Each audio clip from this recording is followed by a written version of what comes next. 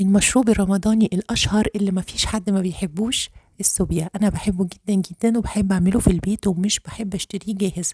يلا أقول لكم تعملوه ازاي بطريقة سهلة جدا ويطلع لذيذ وزي ما بنجيبه من بره وكمان أضمن. أول حاجة هنحتاج كوبايتين من السكر البودرة وحوالي كوباية ونص من اللبن البودرة.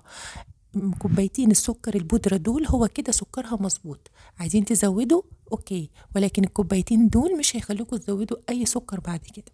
معلقتين من الكريم شانتيه وريحة جوز الهند هنحط حوالي نص معلقة مثلا، ممكن اقل زي ما تحبوا، يعني الكمية مش كتير.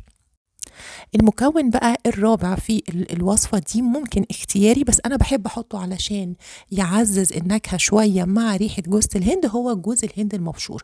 أهم حاجة إنه مش مبشور بقى، احنا هنطحنه ناعم جدا جدا جدا في مطحنة البن أو مطحنة